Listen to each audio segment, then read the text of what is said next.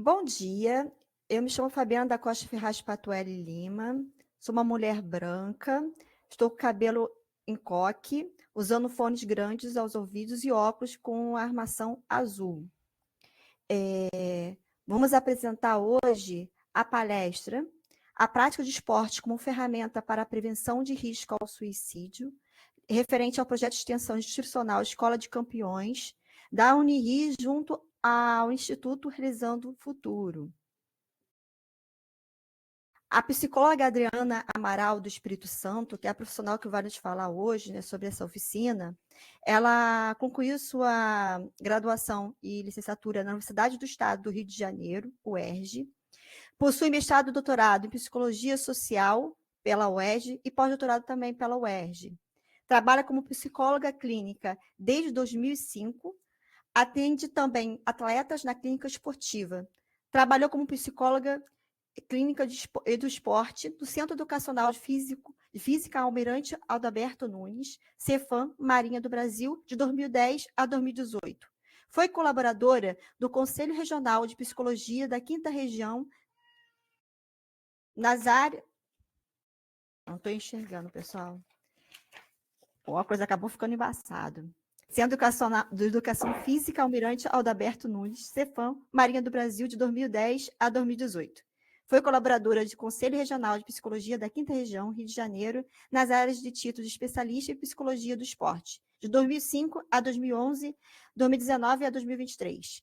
Sócia da Associação Brasileira de Psicologia do Esporte e membro das gestões de 2009 a 2011, 2011 a 2013 e de 2013 a 2015. Membro do Grupo de Trabalho da Associação Nacional de Pesquisa e Pós-Graduação em Psicologia, de 2016 a 2024. Professora do curso de pós-graduação em Psicologia do Esporte da Unifase, sócia-diretora da Sinoro Psicologia, empresa que oferece formação complementar em psicologia, e co-coordenadora do Mobilize Psicologia e Qualidade de Vida, junto com a psicóloga Marta Magalhães, na área de Psicologia do Esporte. Então, é uma profissional muito qualificada que veio prestar essa grande contribuição para o projeto Escola de Campeões, né, junto à Unirio e ao Instituto Realizando o Futuro. Lembrando que sempre que as informações e opiniões emitidas nessa apresentação são de exclusiva e inteira responsabilidade dos autores e dos autores, não exprimir necessariamente o ponto de vista das instituições viabilizadoras do evento. É permitida a reprodução desse texto e dos dados nele contidos, desde que citado a fonte, né? Reproduções para fins comerciais são proibidas, tá? Só para...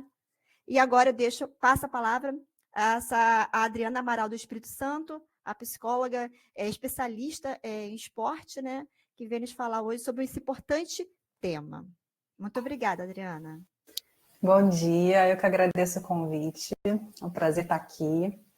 Vou me apresentar também, eu sou uma mulher branca, de cabelo escuro, encaracolado mais ou menos até a altura do ombro. Estou vestindo uma roupa listrada horizontalmente rosa e branco, um colar de pérolas, um brinquinho de pérolas. Atrás de mim tem uma estante de livros e uma planta. É um prazer estar aqui, um desafio, falar sobre um tema que é tão plural. Falar sobre suicídio, a gente vai ver aqui, é algo que é multifacetado, então é um desafio. E falar sobre esportes é sempre um prazer, sobre esporte e exercício. Eu vou usar aqui, eu sei que não são sinônimos, tá? Esporte e exercício, mas às vezes aqui durante a fala eu vou usar mais ou menos como sinônimo, tá? Eu vou falar, na verdade, do exercício físico e o esporte aí vai estar incluído. E uma das coisas que eu quero falar aqui, embora o tema seja esse, né, a prática de esporte como ferramenta para prevenção ao suicídio é uma das ferramentas. Isso é uma coisa que eu quero que fique clara, que seja compreendida por vocês, porque não existe solução única, não existe receita de bolo, e o esporte não faz milagre, esporte não é a solução, é uma delas. Então, a gente vai falar sobre essa prevenção, sobre como isso pode ajudar, mas espero que vocês entendam aqui no final. E a ideia é eu falar um pouquinho e que a gente possa discutir um pouquinho no final, tanto sobre as impressões de vocês, experiências, quanto dúvidas até do que eu trouxe aqui, tá? por onde que a gente vai caminhar, então, hoje? A gente for falar um pouquinho de alguns dados, algumas estatísticas com relação à prevalência de suicídio. A gente está no mês do Setembro Amarelo, né? Por isso a palestra é uma campanha que visa dar ênfase, dar visibilidade a essa prevenção, que deve ocorrer o ano todo, é claro, mas essas campanhas ajudam essas ações, né, para poder incentivar a prevenção, incentivar a qualidade de vida. Vamos falar um pouquinho sobre os fatores de risco e fatores de proteção, sobre alguns dos efeitos do exercício físico, do esporte na nossa vida e como fazer isso na prática, que eu acho que é o que interessa aqui para vocês, né? Justamente por ser tão multifacetado, como que eu pego esse tanto de informação e consigo usar isso na minha prática, incentivando, desenvolvendo, ajudando as pessoas a desenvolver o bem-estar, ajudando as pessoas a terem uma boa saúde mental. Quero lembrar que, embora a gente fale de esporte, de exercício, que é algo gostoso, né, que é algo que imagino que todo mundo aqui goste de alguma forma, é uma palestra que aborda conteúdos sensíveis, né? A gente vai falar de suicídio, a gente vai falar de problemas, então, para cada um poder avaliar também como está se sentindo para participar, se está em condições emocionais mesmo de participar, de ouvir falar sobre isso, porque aqui eu não tenho como dar conta como psicóloga, né, de atendimento, enfim, de dar esse contorno.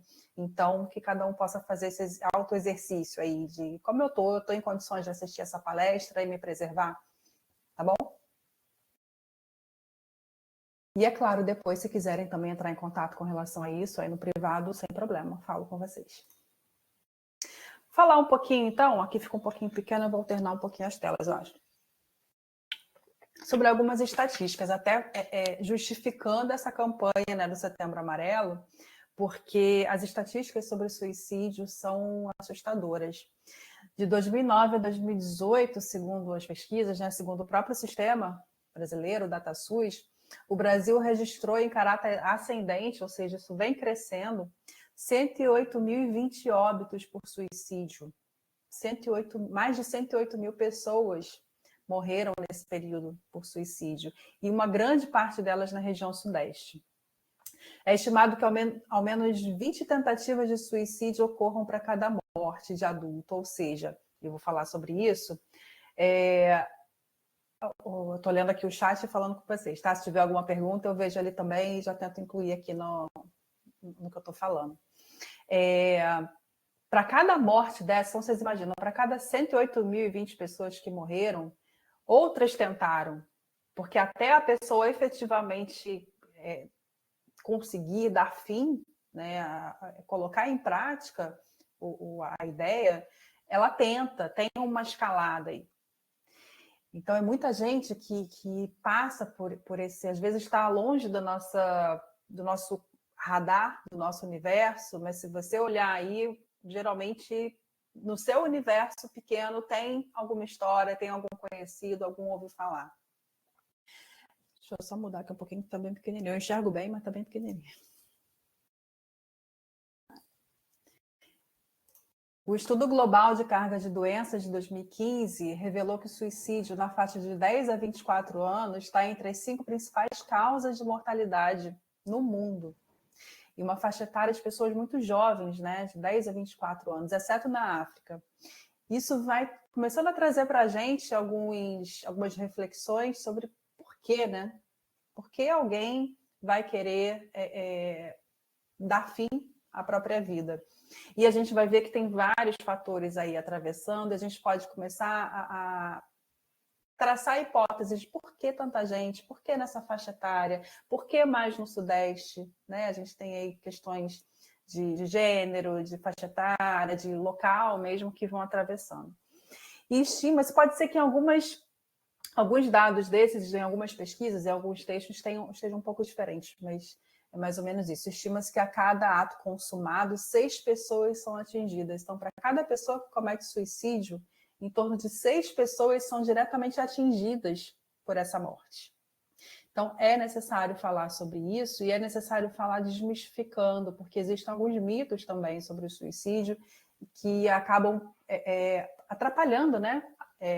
Prejudicando aí esse trabalho de prevenção, esse trabalho de valorização da vida. Como eu disse, aqui eu não tenho um apontador, né? Minha ideia era apontar algumas coisas. Como eu disse, o comportamento suicida, né, até chegar efetivamente a essa morte por suicídio, a gente tem meio que uma escalada, que começa pela ideação. Quando a pessoa começa a pensar, eu queria morrer. Eu não estou dando conta, eu não quero mais essa vida. Depois ela começa a planejar, como que eu posso fazer isso? E aí vem as tentativas que eu falei no outro slide, até que efetivamente o suicídio aconteça. Então, a gente ainda tem algumas possibilidades de intervenção aí nesse meio tempo, que pode ser muito rápido, mas muitas vezes demora, né? Muitas vezes a pessoa fica nesse planejamento, e esse é um dos mitos. E aí eu falo do profissional de saúde, né? Com uma escuta qualificada, que possa falar sobre o suicídio não incentiva a prática, pelo contrário. Às vezes a pessoa está precisando falar, está precisando dessa escuta, e falar pode ajudar a encontrar outras soluções lá no fim da seta, que não seja essa do suicídio em si. Então, quando a gente consegue... Claro que antes a gente vai falar aqui nessa palestra sobre o antes da ideação, né? Sobre o esporte, o exercício, colaborando para prevenir que se chegue no início dessa escadinha. Mas, mesmo quando a gente está no meio dela, é possível também a gente tentar algumas intervenções que podem que podem impedir essa escalada. Ok? E aqui a gente começa a ver o tamanho do problema, né? Como eu falei, porque não é receita, porque a gente tem várias questões envolvidas. Eu coloquei as sociais, ambientais, psicológicas e biológicas, é o que está em geral na literatura, mas a gente vai pensar aí todas as áreas que atravessam a nossa vida vão atravessar também esse comportamento que leva até o suicídio. Desde questões sociais, financeiras mesmo, de mídia, de preconceito, de possibilidades de ascensão social, de visibilidade social e muito mais. Questões ambientais mesmo, por isso que eu falei que o local muitas vezes interfere. Se esse ambiente, e aí o esporte já entra, já vou pincelando um pouquinho, por exemplo, se eu tenho uma cidade que incentiva, que oferece praças, que oferece locais para que essa prática aconteça, não vai ser isso, mas isso contribui para que o bem-estar, né, para que a qualidade de vida seja desenvolvida. Questões psicológicas, questões emocionais, questões individuais, familiares e questões biológicas. Então, se diz que para prevenir o suicídio no Brasil ou em qualquer lugar do mundo, se faz necessária articulação intersetorial, alinhando políticas públicas de áreas prioritárias como saúde, educação e assistência social. Ou seja, mesmo no âmbito governamental de políticas públicas para a prevenção ao suicídio, a ação não é única, não é isolada. Eu não posso simplesmente construir, como eu dei o exemplo, as praças, para as pessoas, agora tem praça, todo mundo consegue fazer esporte na praça e tá ok. Não. Agora todo mundo tem acesso à saúde, então também não vai haver... Não, provavelmente tem uma diminuição. Mas são muitos fatores envolvidos, então a gente tem que proporcionar, ajudar a proporcionar, e enquanto profissionais, enquanto pessoas, né, uma assistência ampla, uma oferta de qualidade, uma oferta de condições de vida. Eu gosto sempre de falar, né, e isso eu vejo muito, por exemplo, em terapia. Quando a pessoa está com todas as áreas da sua vida mais ou menos equilibradas, por que mais ou menos? Porque não tem como tudo estar igual. Né? A gente não vai querer que seja 10 em tudo, porque não é. E em alguns momentos da vida, uma área tem mais atenção, outra menos, isso é normal. Mas que ela possa ter investimentos em todas as áreas da vida, a social, a psicológica. Então, vamos pensar, minha família, os relacionamentos em geral, amorosos também, o meu lazer, a minha socialização, a minha espiritualidade, a minha questão física, o meu sono, a minha alimentação, o quanto eu consigo olhar um pouquinho para tudo isso, quanto mais eu consigo, mais eu vou desenvolvendo essa qualidade de vida e essa sensação de bem-estar. E aí, isso é uma forma de prevenção. E o esporte vai estar aí. Voltei porque eu já estou lá no slide da frente. Vamos voltar um pouquinho e falar então dos fatores de risco para o suicídio. A gente diz que a gente tem riscos estáticos e riscos dinâmicos. O que é isso? Existem fatores que são mais ou menos fixos, que são ali da pessoa, e existem pessoas que são que dependem da condição, do cenário de vida que eu estou hoje. E a gente tem, tanto dentro do risco estático quanto dentro do risco dinâmico, esse conjunto de características, as crenças e as regras da pessoa, as características emocionais, comportamentais e físicos. O que é isso, então? Um risco estático relacionado a crenças e regras. Qual é a crença dessa pessoa sobre ela mesma? Como que ela se vê no mundo? Como que esse indivíduo vai perceber a sua presença no mundo e a sua presença sobre o que significa a vida, qual é o propósito de vida dele? Um outro risco estático, emocional. O histórico de familiar, o histórico até de transtornos psicológicos, o quanto que essa pessoa consegue sentir, expressar suas emoções, ter uma boa saúde emocional. Risco estático, comportamental.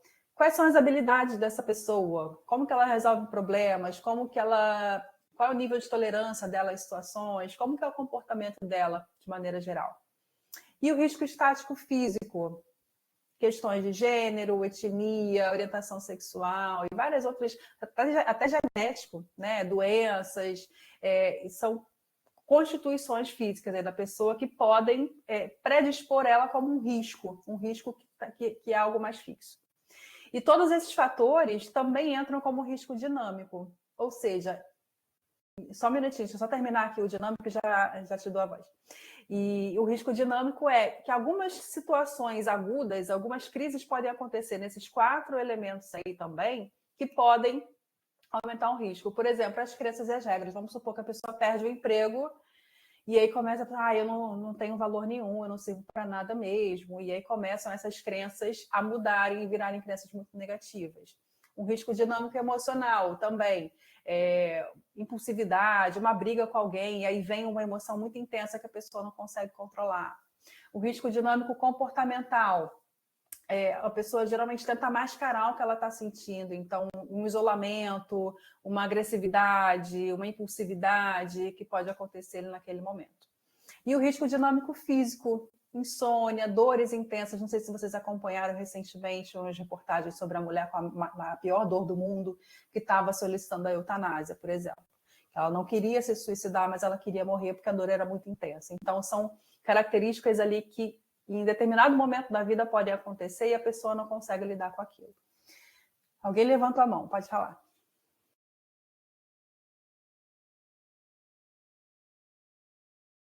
Vocês precisam habilitar. Elizabeth? Acho que foi a Elizabeth que levantou.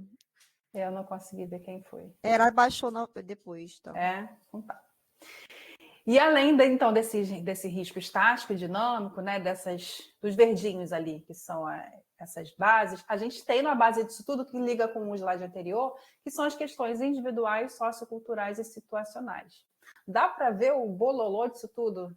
É como se fossem várias setinhas atravessando a gente, assim, né? Um monte de questões que combinadas podem dar bom, podem dar ruim, ou podem dar mais ou menos. É como que a gente consegue gerenciar esse monte de setinha para o bem, né? Para a nossa vida, para o nosso bem-estar, para uma fluidez na vida.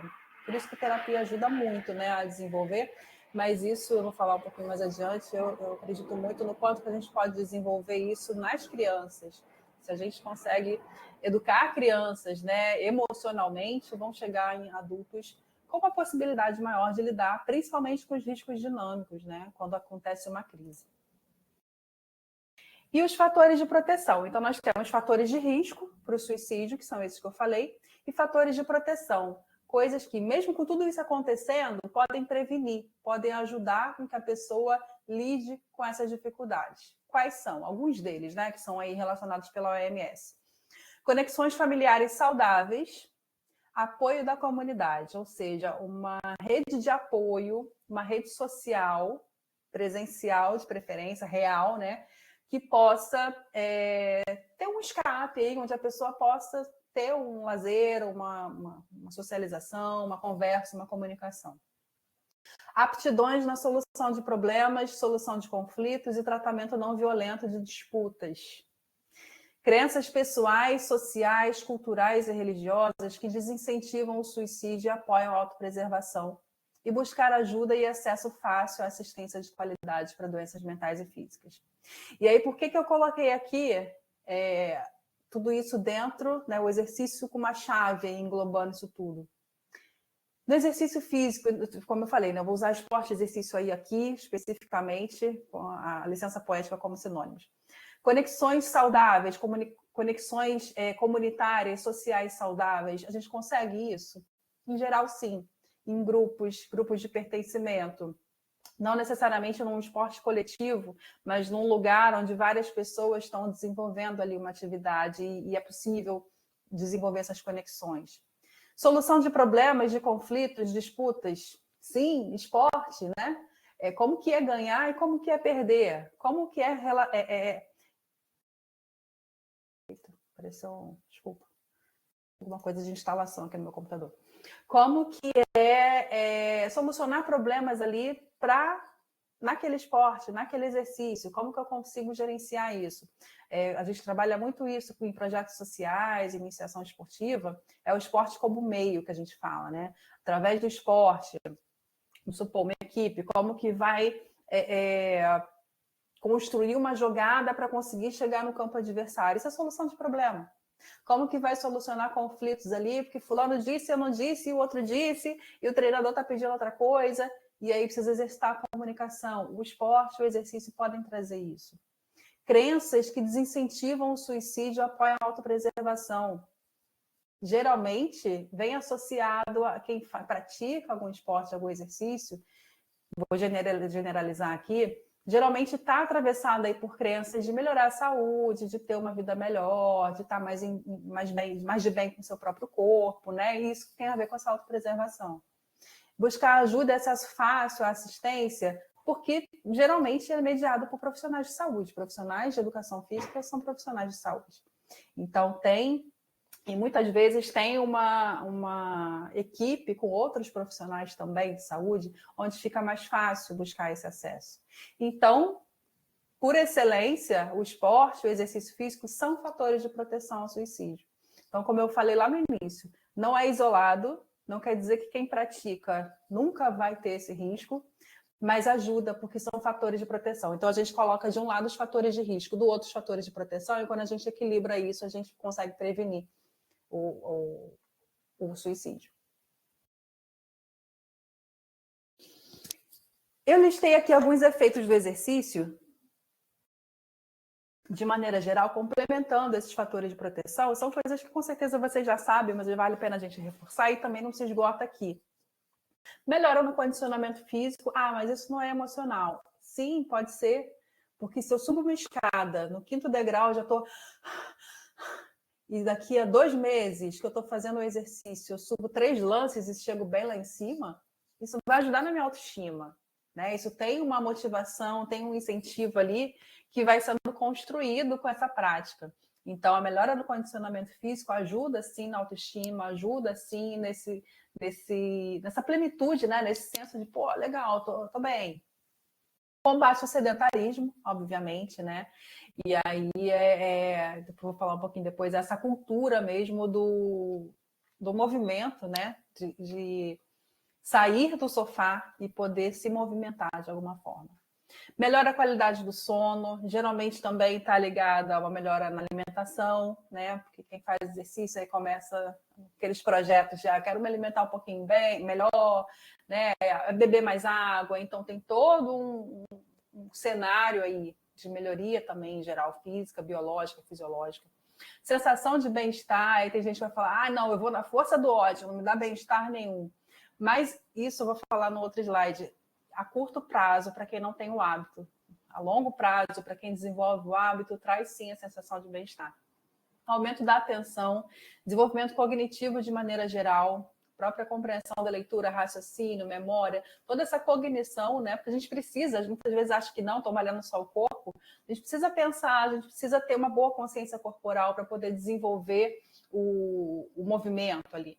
Então, traz um desenvolvimento cognitivo também, e dependendo do esporte, mais ainda, esportes mais estratégicos, esportes que precisam, né, de um conhecimento ali tático, vão desenvolver isso. Disposição em geral para atividades diárias e a socialização. São alguns dos efeitos, né, que E a socialização, na minha dissertação de... agora que eu vi que eu consigo apontar aqui. Na minha dissertação de mestrado, eu pesquisei um pouquinho, isso já tem tempo, né? Não sei como é que estão esses dados hoje. Sobre o exercício para mulheres. Naquela época de academias, não sei se vocês lembram, tinha academias de 30 minutos de circuito só para mulheres. E ficou bem evidente que aquelas mulheres que frequentavam aquelas academias estavam procurando, primeiro, academias que não tivessem um culto excessivo ao corpo, que elas conseguissem se aceitar da forma como elas eram, mas pela socialização. E o quanto que a academia incentivava isso, e fazia gincanas, e, enfim, fazia uma rede social ali dentro da própria academia. Tá ok? Tenho 2 slides aqui com um texto maior, eu botei de propósito, embora eu não goste de slide assim, mas só para poder marcar algumas coisas aí que estão em negrito, que é o que eu quero reforçar aqui para vocês. Porque além disso tudo que eu coloquei, que são questões mais emocionais, sociais, tem os efeitos cerebrais também, né, do exercício. Então, a literatura vai trazer que esses efeitos benéficos, né, relacionados a uma ou mais sessões de exercício podem estar diretamente associados a vários mecanismos capazes de modular aqui, ó, liberação de neurotransmissores, como os fatores neurotróficos, sistema endocannabinoide, enfim, não vou entrar em detalhes, só para vocês verem, né? O exercício físico ativa cascatas celulares e moleculares que aprimoram as funções cerebrais e induz a expressão de genes associados à formação de novas sinapses, novos neurônios, aumenta a vascularização e o metabolismo cerebral.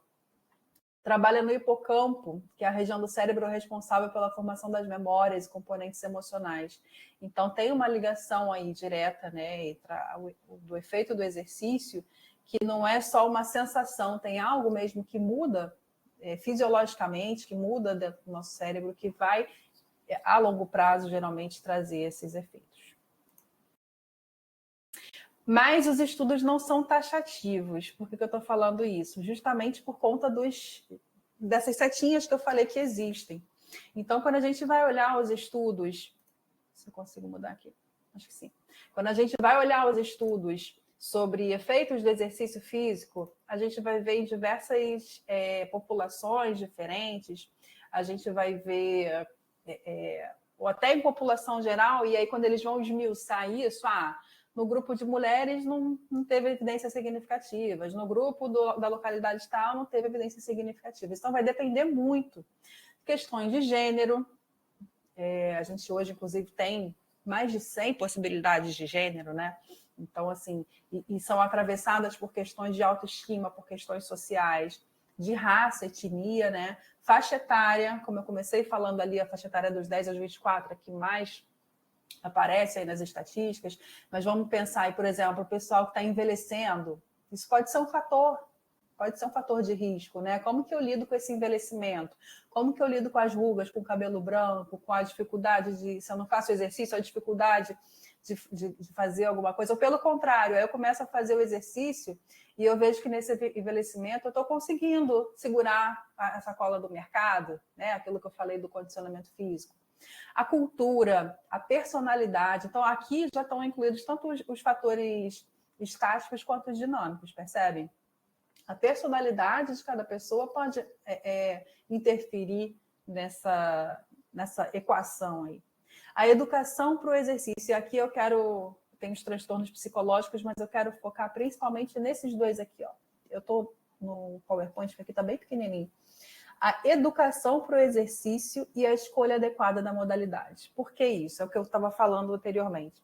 Eu acredito que isso tudo que a gente está falando aqui, de prevenção ao suicídio, de boa autoestima, né, enfim, de qualidade de vida, começa lá na infância e começa nos profissionais de educação física também, da iniciação esportiva e da escola, de poder oferecer às crianças o máximo de experiências com o corpo, de maneira geral, para que elas possam ir desenvolvendo o hábito, possam ir desenvolvendo a cultura do movimento, possam ir percebendo que isso é importante para a saúde. É um pedacinho ali do quebra-cabeça importante para a saúde. Porque se eu não tenho essa educação, e mais uma vez, lá na minha dissertação de mestrado eu percebi isso, as mulheres que iam frequentar essas academias eram mulheres que não tiveram uma boa iniciação esportiva na escola, se sentiam sempre excluídas ou se excluíam por se sentirem inadequadas e chegavam lá com 30, 40 anos ou tinham engravidado, engordaram, ou apresentaram alguma doença e se viam obrigadas a fazer um exercício. E aí não tinham essa base, e como que isso é mais sofrido e mais difícil.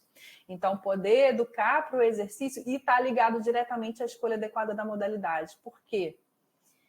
Eu preciso fazer o exercício, vou para a academia, odeio musculação, me matriculo, pago um plano de 6 meses e fico e vou embora. E eu não consigo terminar.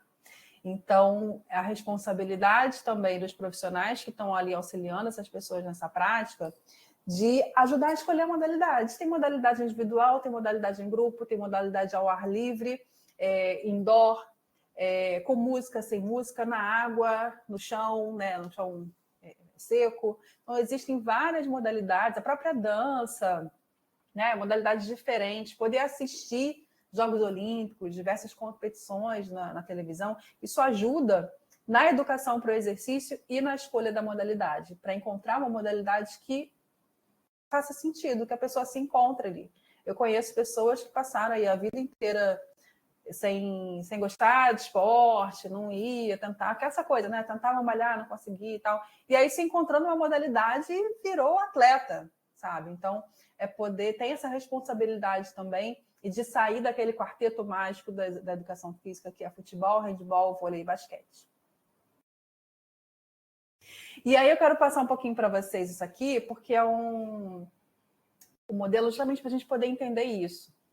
Por quê? Por que eu estou falando, inclusive, que não é prevenção isoladamente, né? Fazer exercício, praticar um esporte não é prevenção isoladamente. Porque isso funciona para quem está aqui no final da cadeia, no final desse modelo, que é um modelo de comportamento, né? De mudança de comportamento. Eu vou explicar cada um deles. Para quem já está no sangue, aquela pessoa que não pratica um exercício e se coça porque quer voltar e sente falta. Para essa, já funciona. A gente tem que se preocupar mais com essas aqui. Deixa eu mudar aqui de novo. Estágio pré-contemplativo. O que é isso? É aquela pessoa que não pretende começar a fazer exercício nos próximos 6 meses. É o sedentário. Não faço, não quero fazer e tem raiva de quem faz. Sabe? Aquela pessoa que nem está no universo dela começar a fazer algum exercício. Depois vem o estágio contemplativo. É a pessoa que... Resolução de ano novo. Não, esse ano eu vou começar. Ela tem sérias intenções de se exercitar nos próximos 6 meses, mas ela fica nesse estágio mais ou menos por 2 anos. Ela fica pensando, não, eu vou começar. Esse ano não deu, não, mas no próximo eu vou começar. E fica, né? E aí vem o estágio de preparação, que é aquela pessoa que se exercita de maneira irregular, menos de 3 vezes na semana, ou às vezes só no final de semana. E essa atividade não é suficiente ainda para produzir benefícios, mas ela já está no caminho. O estágio de ação, que é uma pessoa que se exercita regularmente há menos de 6 meses, mas tem um risco mais alto de recaída, porque ela está criando esse hábito, né? Então, ela acabou de começar, ela conseguiu tirar do papel e ela está lá. E aí pode vir uma dificuldade maior e ela não conseguir se manter ali. E o estágio de manutenção, onde esses exercícios regulares ocorrem por mais de 6 meses, mas também pode vir o tédio, a perda de foco. Por isso, até os grupos ajudam muito, né?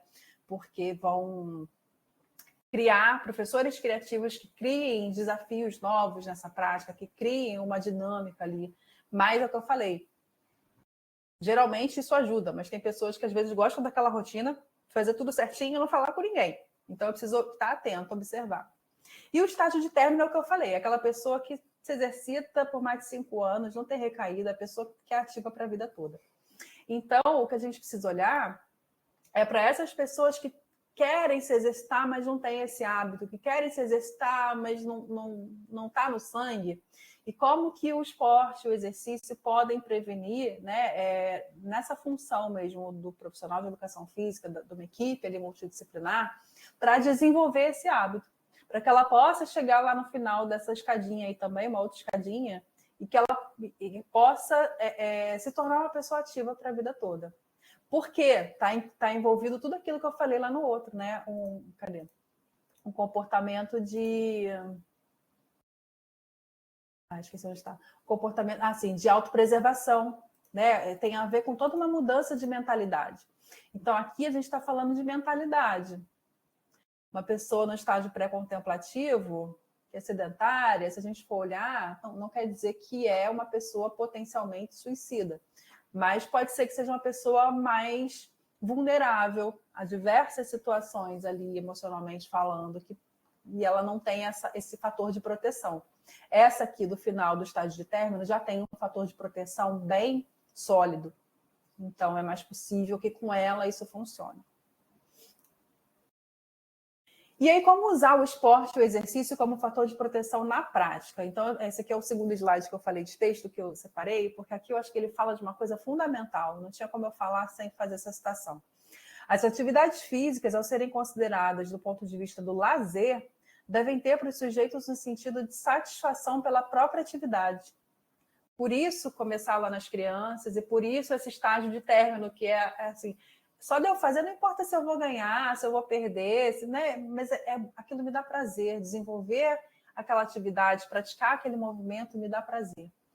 Além de lhes proporcionar, a partir da mediação do profissional de educação física e do lazer, construção de valores em prol de uma vida melhor. Percebem como é uma mentalidade muito mais ampla do que simplesmente fazer um exercício porque tem que fazer, que é o que ele vai dizer aqui. Assim, os sujeitos não devem confundir a prática de atividades físicas no tempo disponível como forma de minimizar ou evitar doenças, que em geral tem um sentido de obrigação, com as atividades físicas do contexto do lazer. Eu vou fazer agora que o médico mandou, eu vou entrar na academia. Quando eu ouço isso já, eu uso muito isso na própria terapia, né? Não, peraí. É academia mesmo? Você gosta? Existem outras possibilidades e a gente vai explorar isso. Porque E aí a pessoa chega, não, aí eu decidi, então, eu vou todo dia. E a primeira coisa que eu falo, não vai todo dia, isso não vai durar um mês. Começa devagar. Começa 2 vezes na semana, meia horinha, vê como é que você se sente. Aí vai fazendo, vai a coisa do reforço, né? Vai se sentindo bem, vai tendo a recompensa. Agora passa para 3, agora aumenta o tempo. E aí isso vai se consolidando.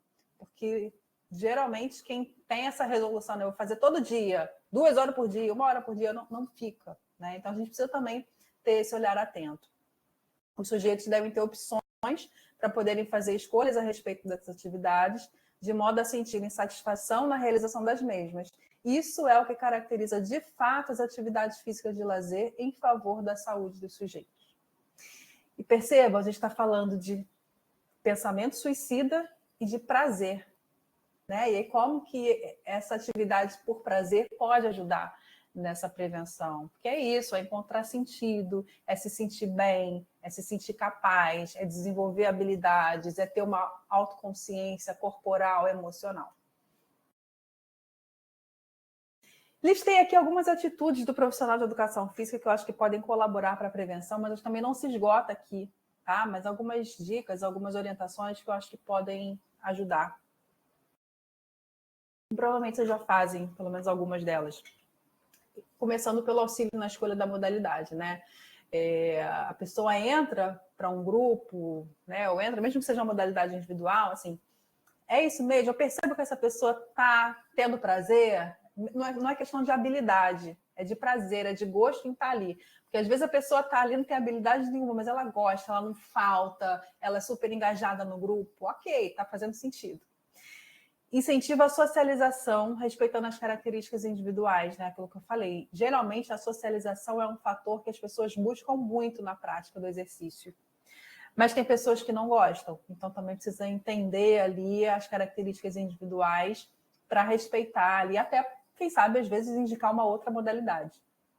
Atividades de psicoeducação e informações sobre saúde, que é isso que a gente está fazendo aqui, que não precisa ser palestra, mas de informar algumas coisas, de perceber que a pessoa não está sentindo alguma coisa, não está conseguindo falar, a comunicação ali não está legal, sei lá, mandar um vídeo no WhatsApp, né? Desenvolver esse gosto até pelo autoconhecimento, pelo crescimento pessoal. Informações sobre saúde, vamos supor, está num grupo de mulheres.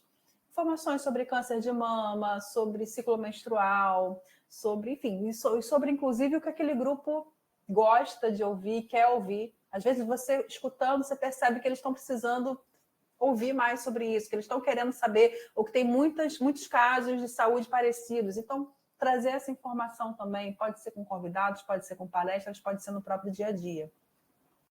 O olhar e a escuta atentos para encaminhar até, em determinados momentos, a outros profissionais. Não é só o olhar, porque eu acredito que o profissional de educação física tenha muito esse olhar físico, né? Ali porque aparece, mas eu me escuta também, tá com um radarzinho ligado, ouvir o que as pessoas estão falando, prestar atenção ao que o grupo está comentando. Às vezes a pessoa fala assim, não estou bem hoje. E você, naquela correria, eu entendo, né? E vai e não dá uma abertura, mas quando for possível, o que aconteceu? Posso te ajudar de alguma forma, né? Ou trazer o grupo para dar esse suporte para a pessoa, poder perceber alguns detalhes. Essa atitude do profissional de educação física é importante, é um complemento de uma ação multidisciplinar. Mas onde eu estou não tem outros profissionais. Tá, mas saiba que sozinho você não faz milagre. Então, assim, tem a sua parte, mas como eu espero que tenha ficado claro, assim, é uma situação multifatorial. A psicóloga sozinha não vai dar conta, o nutricionista sozinho não vai dar conta, o profissional de educação física sozinho não vai dar conta. A gente faz um pedacinho do trabalho. Por isso, essas ações, essas atividades de saúde podem ajudar, mesmo que você não tenha um profissional ali, lança ali a sementinha, incentiva a pessoa a procurar, chama um profissional que pode ajudar. Usar e incentivar a comunicação não violenta. Muitas vezes a gente está na correria e fala de uma maneira mais ríspida, ou percebe que no grupo está tendo uma comunicação mais agressiva, mais irônica, que não está legal. Então, usar e incentivar essa comunicação não violenta. Existem livros maravilhosos sobre isso, para quem quiser aprender um pouquinho mais. Empatia, se colocar no lugar do outro, respeitar a diversidade, incentivar a solidariedade ali no grupo. Atenção a sinais corporais. Eu tinha uma foto aqui, eu tive que tirar porque ela ia aparecer em cima da tela. Depois, se alguém quiser, pode procurar até no Google. Então, atenção a sinais corporais, como lesões, a olheira. Às vezes aquela pessoa só vem com aquela olheira grande ou com hematomas. Emagrecimento repentino ou extremo. O signo de Russell. O signo de Russell é a imagem que estava aqui. É uma calosidade, mais ou menos aqui, assim, que é de quem provoca o vômito. Né? Quem tem transtornos alimentares e de tanto enfiar o dedo na boca, vai criando essa calosidade. Então, às vezes, poder estar atento, tem alguma coisa ali esquisita, pessoa que está mó calor, está de manga comprida, pode ser que ela esteja se autolesionando. Então, prestar atenção a esses sinais. Atenção a alterações comportamentais de maneira geral. A pessoa que está sempre de determinada forma e está diferente naquele dia, enfim, está sempre rindo, brincando, naquele dia está mais sério, ou vice-versa, ou qualquer tipo de alteração comportamental, é ficar atento, é poder olhar para o outro, né? Não só aquele olhar que a gente olha, mas não vê, mas poder realmente enxergar. Eu sei que muitas vezes isso é difícil na prática, a gente tem um monte de coisa, sai de um lugar, vai trabalhar em outro, mas poder fazer e desenvolver e incentivar isso no grupo. Pode ser que a sua atividade seja individual, mas tem sempre pessoas ali também. Então, desenvolver isso, espalhar essa informação, incentivar que as pessoas possam também ter esse olhar, um vai ajudando o outro a fazer esse acolhimento, a fazer essa escuta. E, para fechar, queria dizer que o exercício também pode se tornar um fator de risco. Ele não é, por excelência, por si só, um fator de proteção. Então, existem casos de exageros, de excessos, que também podem tornar o exercício um fator predisponente ao suicídio. A vigorexia, que é um transtorno também, que a pessoa malha e nunca se vê forte, quer sempre mais, e passa muito tempo malhando. Quando você vê alguém que está o dia inteiro na academia, todo dia, você já começa a prestar atenção. Transtornos dismórficos corporais são transtornos em que as pessoas não conseguem se ver no corpo que elas realmente têm, se veem geralmente mais gordas, se veem diferentes. Estão muito associados até à própria vigorexia, a pessoa se vê magrinha, mesmo ela já estando bombada. Uso de anabolizantes, distúrbios de humor após atividade intensa, uma condição específica, dependendo, tem lá os minutos, a intensidade, enfim. Pode acontecer que depois de uma atividade muito intensa como essa, venha um distúrbio de humor. O overtraining, que é o excesso de treinamento mesmo, quando a pessoa exagera e pifa, literalmente.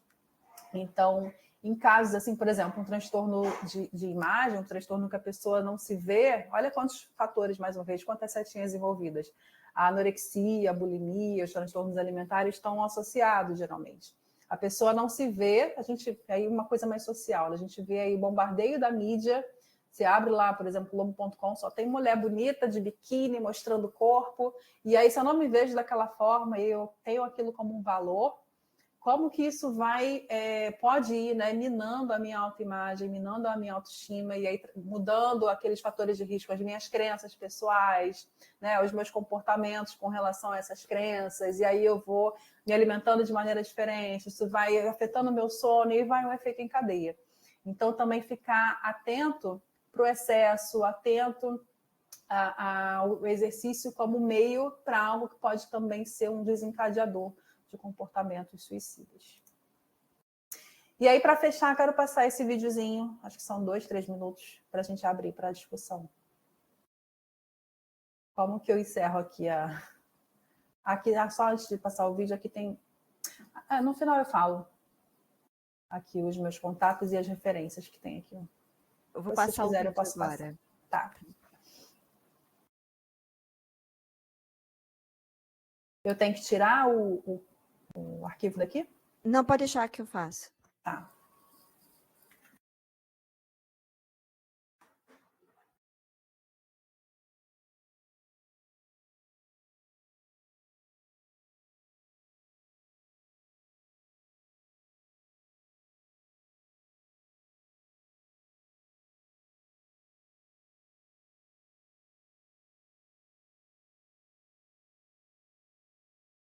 Não está passando ainda, não.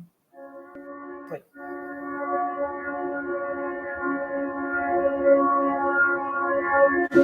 Oh, wow. How you doing? You good? Oh, sorry. Thank you. How you doing? God, it's exciting, isn't it?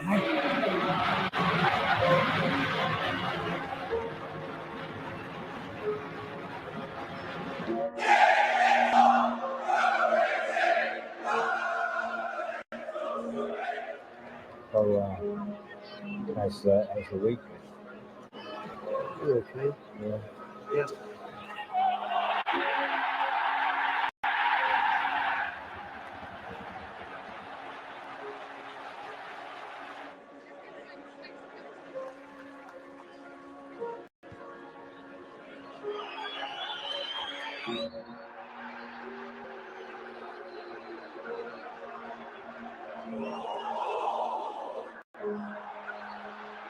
I hope things are better outside. It's not good.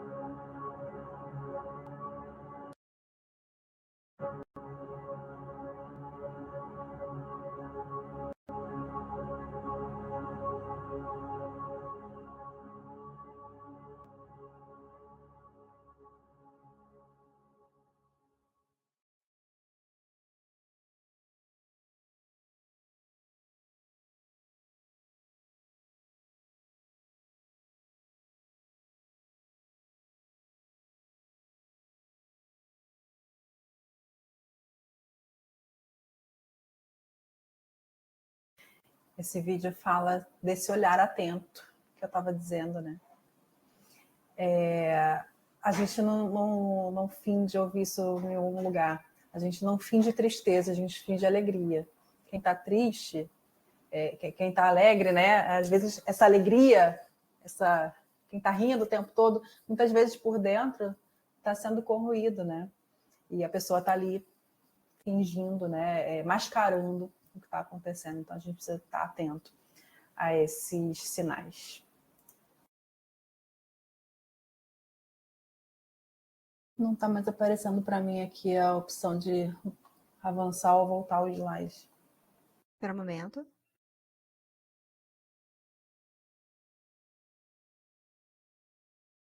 Acho que a gente vou deixar aqui. A gente pode abrir para as pessoas falarem um pouquinho. E aí, no final, eu falo aqui esses contatos que podem ser úteis também para vocês. Tá, mas para gravação vamos passar os contatos Ah, tá. E depois você vai parar, né? Isso. Tá, então deixa eu falar. Por que eu coloquei aqui? Não só fazer propaganda, não, mas eu, como eu falei, ela falou no início, né? A Neuropsicologia é uma empresa minha com 2 outras psicólogas, e a gente tem alguns cursos também sobre primeiros socorros psicológicos, que é esse contato, essa observação, né, desse sofrimento extremo. E como fazer esses primeiros socorros, como ajudar alguém, se eu não sou psicóloga, a ter uma aproximação, uma forma de ajudar. E a gente tem uma clínica social também, para quem precisa de terapia e não tem como pagar, não é gratuito, mas é um valor bem baixo, as pessoas que a gente dá supervisão aqui atendem. E o Mobilize, o Instagram é @mobilize.se, que é voltado para a psicologia do esporte, que a gente tem um podcast, já está na 4ª temporada. A gente tem um grupo de leitura compartilhada, que é interessante também, porque não é de esporte especificamente, mas é um grupo de pertencimento que funciona muito também como um fator de proteção, que é essa leitura. A gente lê o livro ao vivo e tem uma discussão, é um grupo muito terapêutico, acabou de começar hoje a 6ª temporada. E cursos também na área do esporte. Então, para quem quiser até se aprofundar mais, conhecer, depois se quiser me perguntar, tem essas opções aí também para vocês.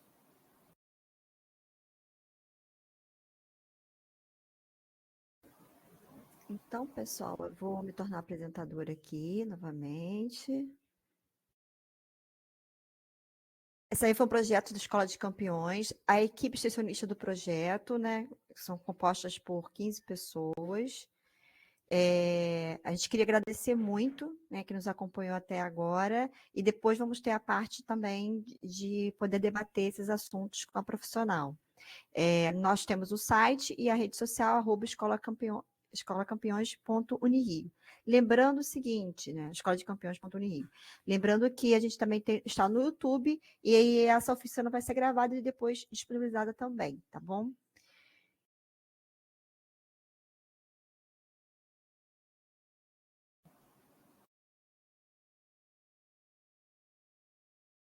E muito obrigada, Adriana, por esse excelente encontro.